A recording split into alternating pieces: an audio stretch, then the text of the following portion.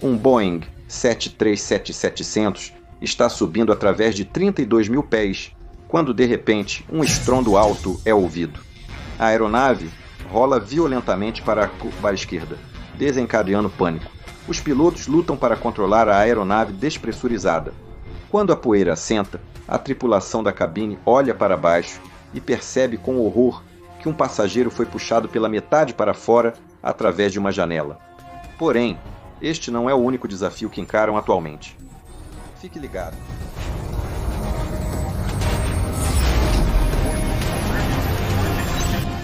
A história do voo 1380 da Southwest Airlines é muito fascinante, mas também bastante complexa. Então o que vamos começar é falar um pouco sobre o 737-700 e os novos motores CFM56-7 Bravo recém-instalados. O Boeing 737-700 faz parte da próxima geração da família 737 e é construído essencialmente com base no 737-300.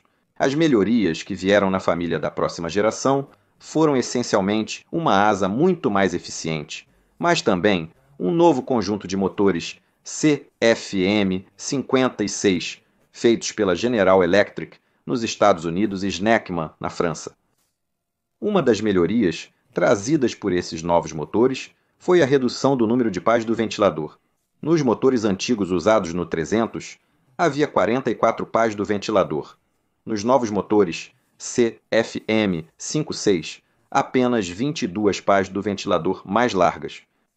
As pás do ventilador foram feitas de uma liga de titânio muito resistente e, devido à sua força, não possuem vida útil finita. Em vez disso, são removidas e inspecionadas periodicamente para verificar fissuras por fadiga. A forma como essas pás do ventilador estão conectadas ao disco do ventilador, que é a parte central do motor, é através de encaixes individuais, e a parte mais baixa desta pá do ventilador chama-se dovetail, que é o que se encaixa nesses slots antes de serem fixados no lugar. A próxima coisa que quero explicar é como essas pás do ventilador, que são bastante pesadas na verdade, e giram a uma velocidade realmente alta, o que significa que elas têm muita energia cinética nelas, são protegidas do resto da aeronave. Ao redor do ventilador giratório, há algo que chamamos de anel de contenção. Este anel de contenção é feito de Kevlar e outros materiais realmente fortes, e é projetado para resistir a um evento de saída de pá do ventilador, um evento FBO. Durante a certificação dos motores, é realizado o teste de evento FBO, um teste de saída de pá do ventilador, para garantir que ele possa realmente suportar isso.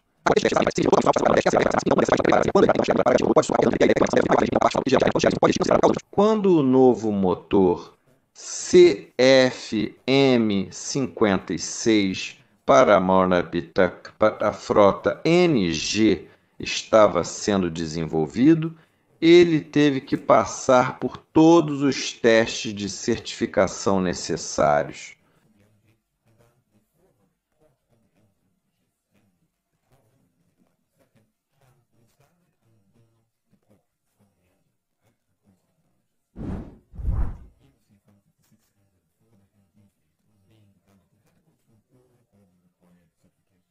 E quando chegou ao teste FBO, algumas suposições foram feitas, e uma delas era que não importaria em que ponto a pá do ventilador seria liberada. Então, os fabricantes do motor escolheram liberá-la na posição das 12 horas, quando a pá do ventilador estava reta para cima. Os fabricantes do motor haviam calculado que parte do ventilador, da pá do ventilador para fora, poderia se mover para frente, fora do anel de contenção. E quando estavam calculando isso e executando modelos de computador, eles pensaram que provavelmente iria se mover para frente em uma forma espiral. Mas o ângulo da hélice dessa forma espiral deveria ser de cerca de 15 graus. Mas quando eles realizaram esse teste, descobriram que, de fato, parte da pá do ventilador se moveu para frente, mas com um ângulo de hélice muito maior, próximo a 26 graus. O pedaço da pá do ventilador tinha uma energia cinética muito maior quando saía do anel de contenção para o que chamamos de montagem do deduct, que fica à frente do anel de contenção, e isso causou muitos danos. Por causa disso, os fabricantes do motor tiveram que voltar à prancheta, tiveram que recalcular tudo e tiveram que redesenhar tanto parte do anel de contenção quanto a parte frontal da montagem do deduct do motor para garantir que ele seria capaz de suportar. E quando eles realizaram o teste novamente, de fato, ainda havia um pouco de dano na montagem do deduct, mas a unidade inteira ainda estava funcionando. Então, quando você está embarcando em um 737 e olha para o motor, você verá o grande ventilador e o spinner no meio, que é o que tem a espiral. Mais à frente disso, uma estrutura em forma de barril, que é a montagem do deduct. Ela consiste em um barril interno e externo, e então você tem o lábio aerodinâmico na frente do motor, e do lado de fora há uma carenagem aerodinâmica conhecida como capô do motor. O capô do motor é dividido em duas peças, e tem uma dobradiça na parte superior, e então você tem travas na parte inferior. Então, se a engenharia, por exemplo, quiser ter acesso ao motor, eles podem abrir essas travas e abrir o capô do motor como duas asas nas laterais, e essas peças do capô vão se tornar muito importantes na história. Em 17 de abril de 2018, o voo 1380 da Southwest Airlines, um voo doméstico de passageiros padrão, estava programado para voar do aeroporto LaGuardia, em Nova York, para o aeroporto Love Field, em Dallas. Este era o segundo voo agendado para a tripulação naquele dia. O voo estava lotado com 144 passageiros e 5 tripulantes a bordo. Uma capitã de 56 anos comandava o voo. Ela estava na Southwest Airlines há 24 anos quando o acidente aconteceu. E ela tinha experiência anterior, voando o A-7 e o F-18 para a Marinha dos Estados Unidos da América. Ela tinha 11.715 horas de tempo total e 10.513 no Boeing 737. O primeiro oficial, que pilotaria o voo, também era muito experiente. Ele é um homem de 44 anos, com experiência anterior na Força Aérea dos Estados Unidos da América, pilotando os T-37, o T-1 e os sistemas de alerta e controle aéreo E-3. Ele tinha 9.508 horas de tempo total e 6.927 no Boeing 737. Então estamos olhando para uma tripulação muito experiente. A tripulação da cabine, que também terá um papel crucial neste acidente, estava com a Southwest Airlines por 6 anos e meio, 4 e 2 anos respectivamente. A aeronave pilotada pela tripulação tinha aproximadamente 18 anos no momento do acidente e não apresentava falhas técnicas conhecidas ao decolar de LaGuardia. A tripulação se preparou para o voo como de costume, com previsão de bom tempo em LaGuardia, na rota e em Dallas. Às 10h43, decolaram de LaGuardia em direção a Dallas. A subida foi normal, e às 10h57 a tripulação recebeu autorização do controlador de tráfego aéreo para subir a altitude de cruzeiro de 38.000 pés.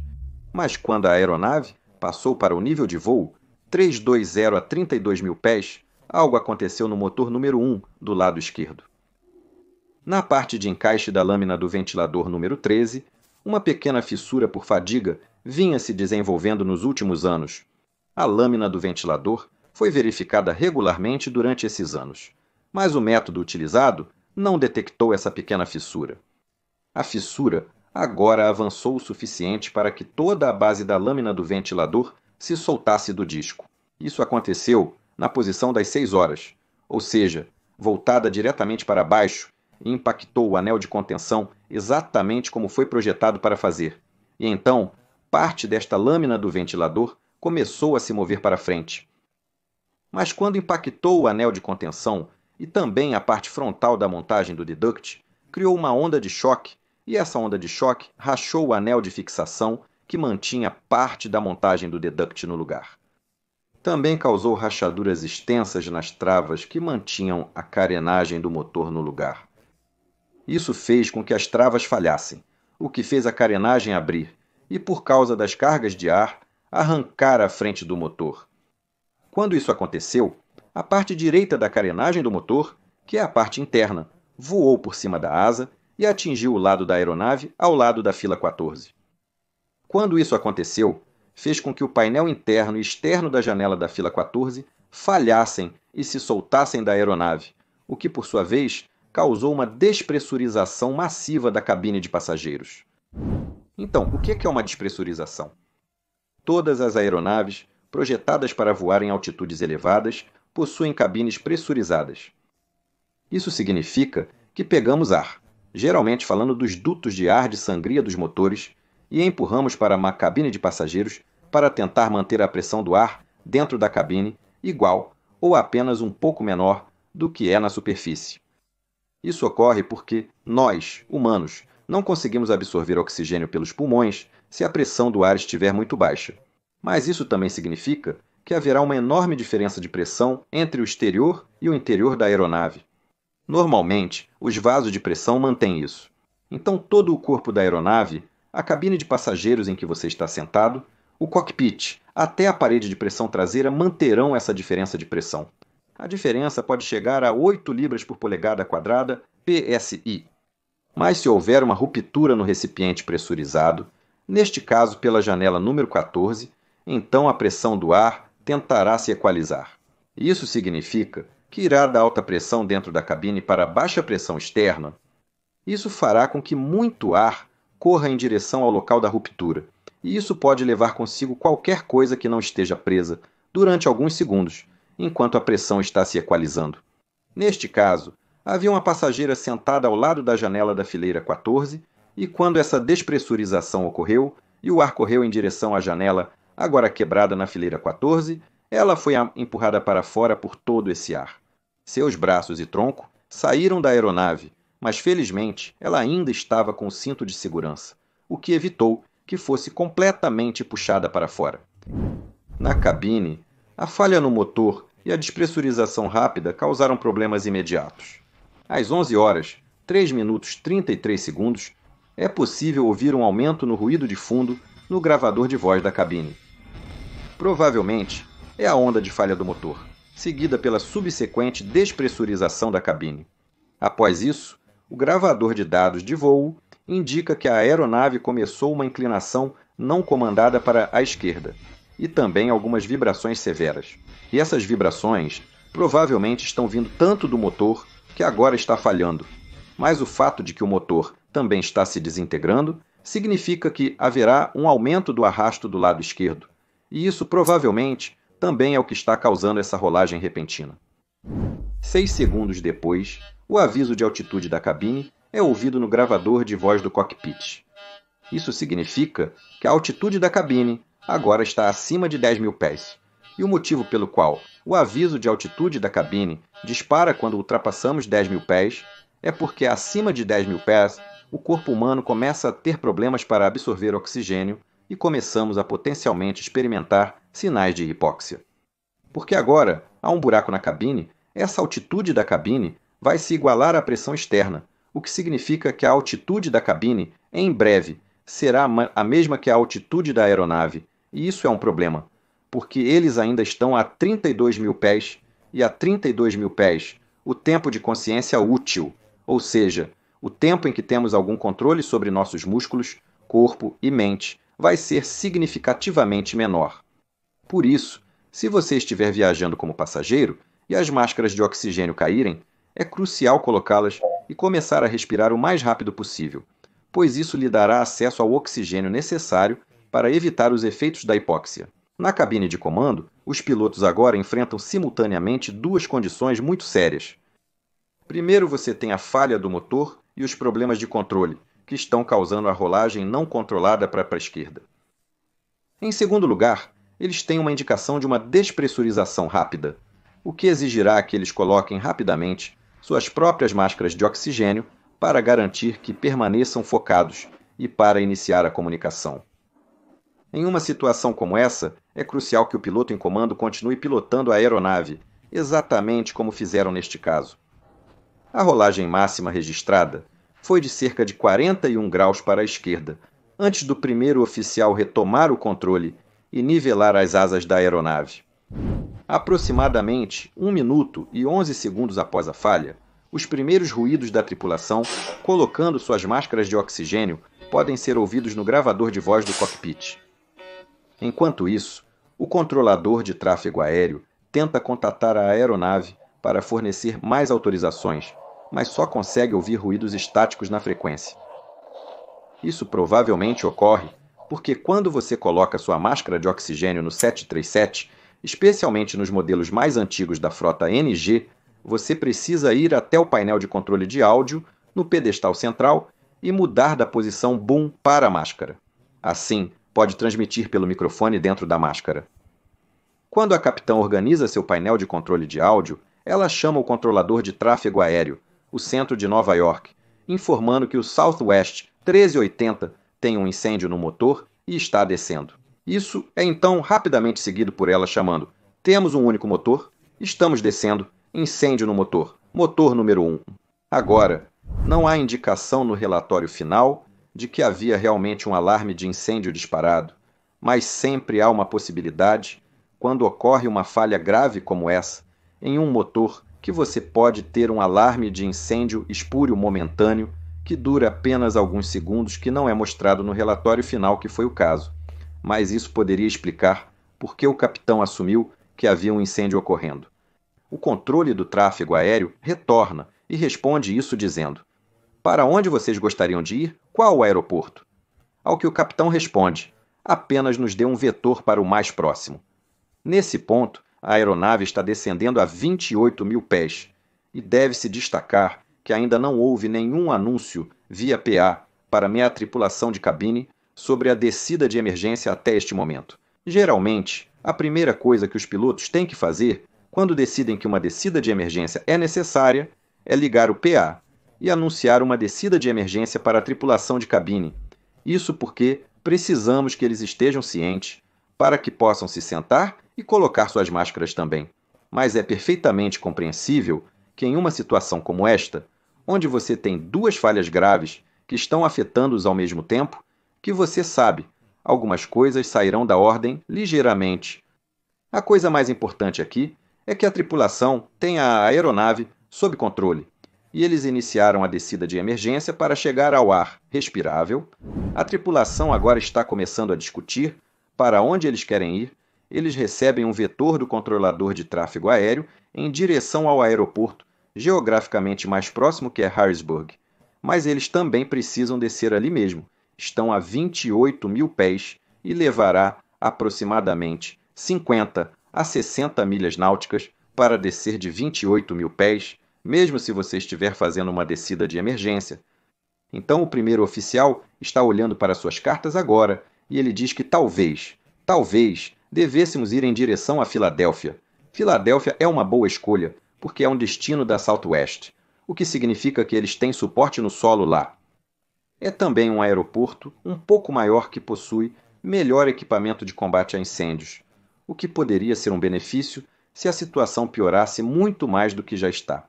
O capitão concorda que Filadélfia é o melhor destino, então informam o controlador de tráfego aéreo. Às 11 horas, 5 minutos e 32 segundos, o capitão pergunta ao primeiro oficial se ele tem controle da aeronave. O primeiro oficial confirma e o capitão começa a procurar o manual de referência rápida para passar pelas listas de verificação não normais que precisam averiguar. Agora, é bastante complicado em uma situação como essa até mesmo saber com qual lista de verificação você quer começar, porque, geralmente, lidamos apenas com uma falha de cada vez, e neste caso, essa tripulação está enfrentando várias falhas e várias falhas graves. O capitão opta pela lista de verificação de incêndio no motor, danos graves e separação, algo com que concordo plenamente. Eles poderiam escolher a despressurização rápida e descida de emergência, mas sabem que a aeronave está descendo, têm suas máscaras e podem se comunicar. As partes mais importantes dessa lista. Mesmo que possam ter perdido etapas, como falar com a tripulação da cabine, sabem que o essencial está feito. A capitã quer tentar garantir o motor, o que entendo completamente. Antes de começar a lista, ela aciona o sistema de anúncio público, informando rapidamente aos passageiros e à tripulação que estão prestes a desviar para Filadélfia. Essa seria a primeira vez que alguém na parte de trás ouviria a tripulação de voo neste cenário. À medida que a aeronave está descendo agora, a velocidade é mantida em cerca de 280 a 300 nós. mas aqueles de vocês que viram meu vídeo sobre como fazer uma descida de emergência sabem que o procedimento exige que a velocidade seja aumentada para a velocidade estrutural máxima da aeronave, VIMO, ou MMO, que é de 340 nós, ou Mach 0.8182. Mas a tripulação decidiu não aumentar a velocidade, e isso é porque eles ainda estão sentindo muitas vibrações, e essas vibrações podem indicar problemas estruturais com a aeronave.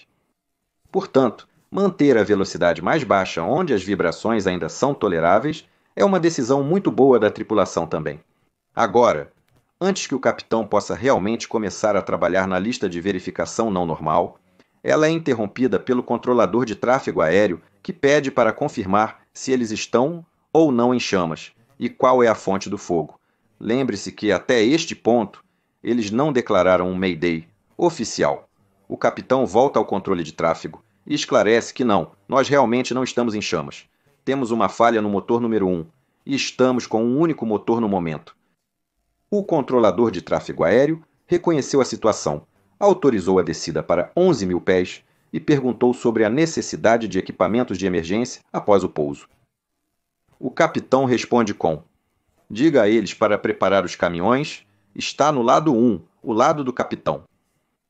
Depois disso, eles são repassados para o próximo controlador de tráfego aéreo, e quando o capitão faz contato com o próximo controlador, ela também declara um Mayday oficial. Vale a pena destacar aqui o quão importante é realmente fazer essa chamada oficial de Mayday, Mayday, Mayday, porque quando você faz isso, é mais provável que o controlador de tráfego aéreo vai te deixar sozinho para fazer sua lista de verificação. Por exemplo, nesta transcrição, a tripulação está sendo constantemente interrompida durante a descida em direção ao aeroporto por várias mudanças de frequência e vários controladores perguntando quanto combustível eles têm a bordo, quantas pessoas eles têm a bordo e assim por diante. Isso é uma das coisas que se destacou para mim quando li este relatório. Isso possivelmente deveria ter sido melhor coordenado quando se trata do lado do controle de tráfego aéreo, porque o que você não quer como piloto em uma situação com muitas falhas graves como essa é ser constantemente interrompido e ter que reexplicar a mesma informação repetidamente. Às 11 horas, 9 minutos e 30 segundos, a capitã decide assumir o controle da aeronave. Na verdade, é um procedimento operacional padrão na Southwest Airlines, que em caso de uma situação de motor único, o capitão deve fazer o pouso. Então ela assume o controle do primeiro oficial. O primeiro oficial assume como piloto monitor e inicia a lista de verificação não normal de danos e incêndio no motor. A tripulação da cabine, ao ver o ocorrido, voltou ao seu jump seat, sentou-se e colocou suas próprias máscaras de oxigênio, conforme instruído. Eles não ouviram nenhuma chamada dos pilotos inicialmente. Então, quando as coisas começaram a se acalmar um pouco, a tripulação da cabine pegou algumas garrafas de oxigênio portáteis e começou a percorrer a cabine para garantir que, se houvesse algum ferimento, e também para garantir que as pessoas estavam com suas máscaras corretamente.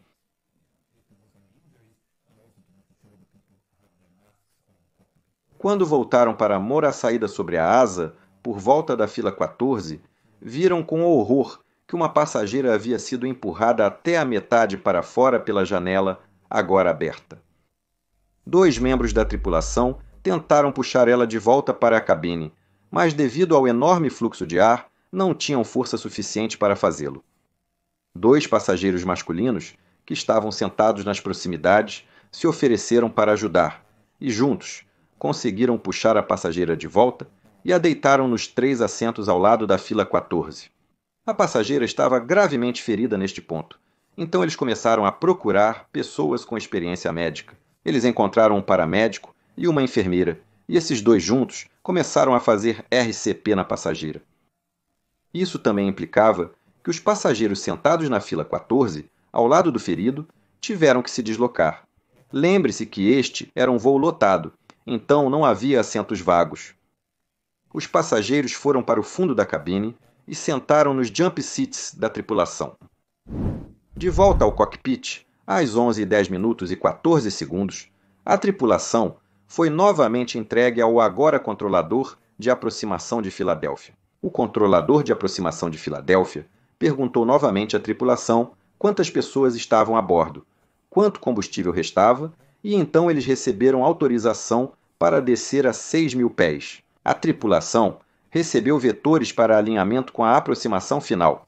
O primeiro oficial percebeu e disse ao capitão que precisariam de alguns minutos para completar listas de verificação, mas o capitão respondeu para continuar. Esta é, na verdade, uma conversa bastante interessante, porque quando os pilotos estão sendo treinados no simulador, sempre enfatizamos o quão importante é que todas as listas de verificação sejam concluídas antes de irmos e pousarmos. Mas, claro, na realidade, os pilotos terão que levar em consideração muitas coisas e, neste caso, o capitão está sentado em uma aeronave onde ele pode sentir que está vibrando severamente. Ela também pode sentir mais arrasto que o normal do lado esquerdo, sem saber o quanto sua aeronave está danificada.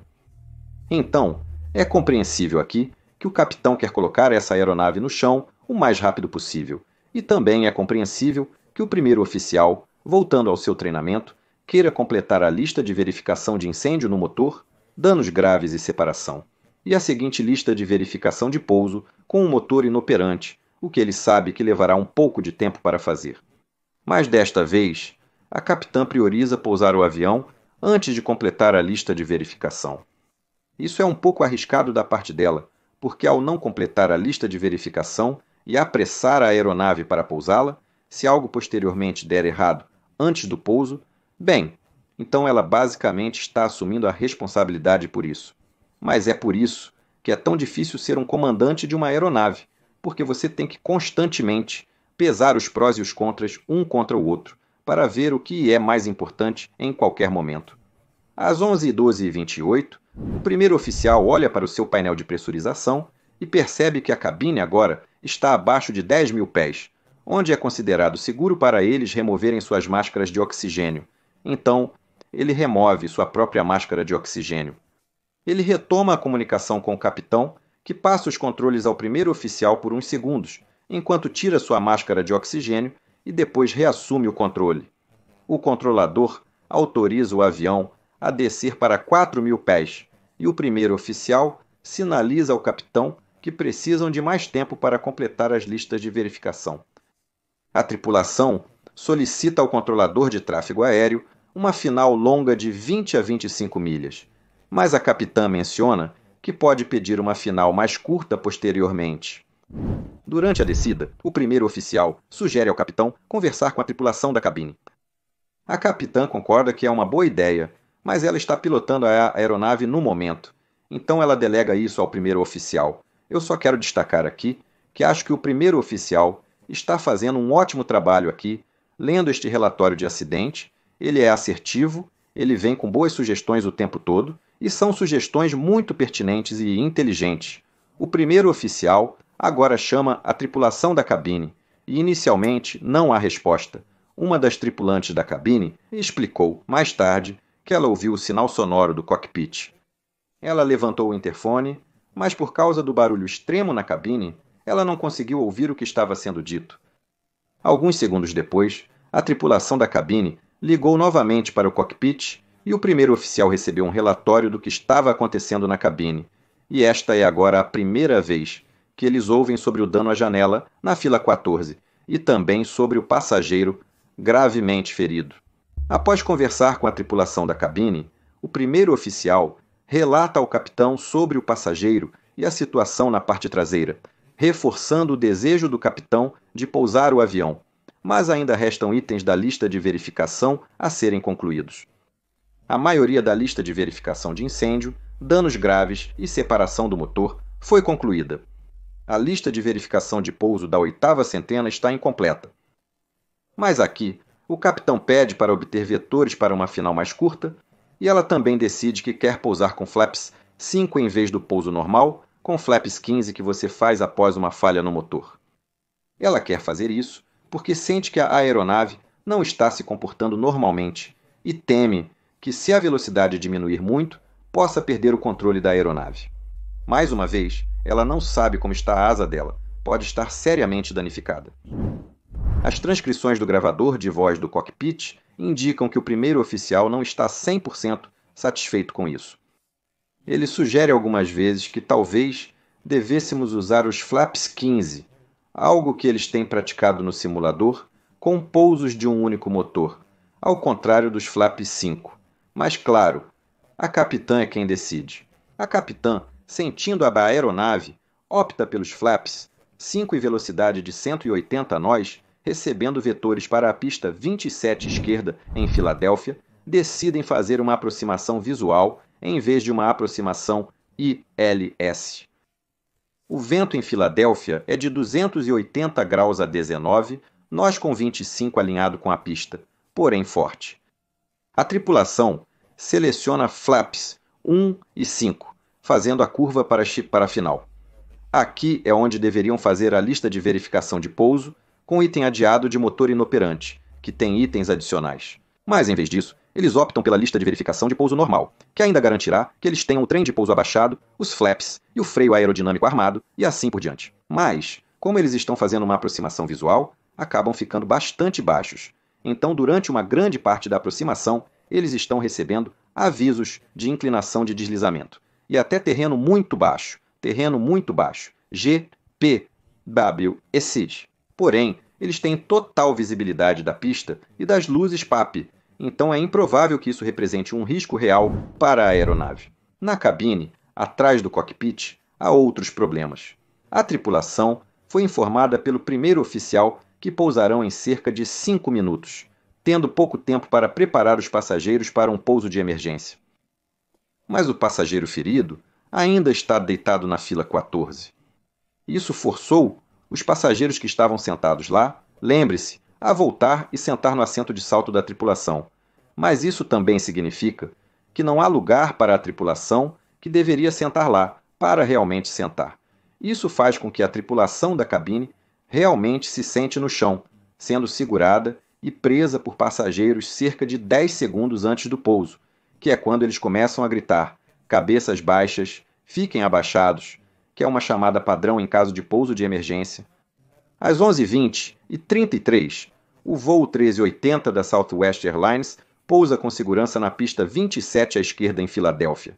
Eles desviam por uma pista de táxi de alta velocidade e param na pista de táxi paralela à pista onde entram em contato com o controlador de tráfego aéreo e o chefe dos bombeiros, que vem e inspeciona a aeronave.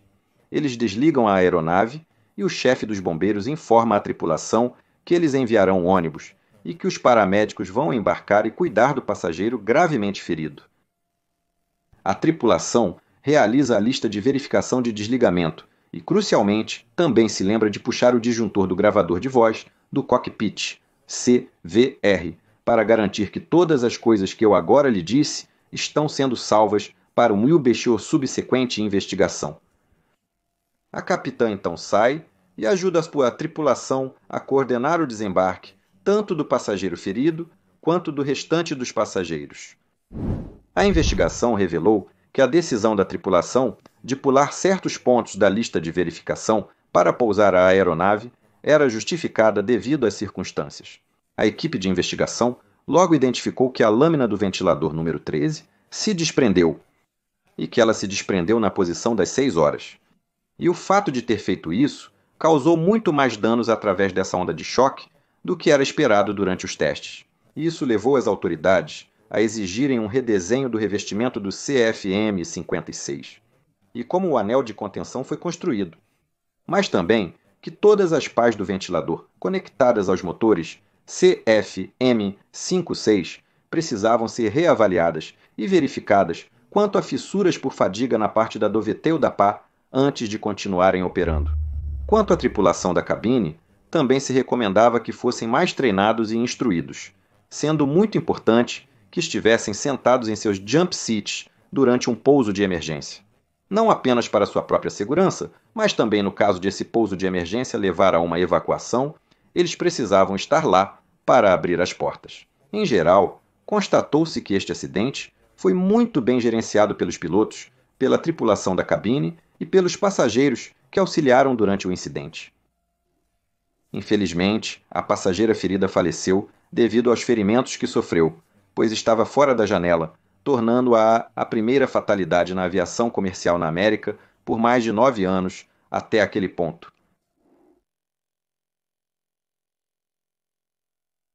Para uma história louca de um capitão sugado para fora da janela do cockpit durante o voo, confira o vídeo acima. Se quiser apoiar o canal, considere se juntar à minha equipe no Patreon ou comprar uma camiseta. Tenha um ótimo dia e até a próxima. Tchau, tchau.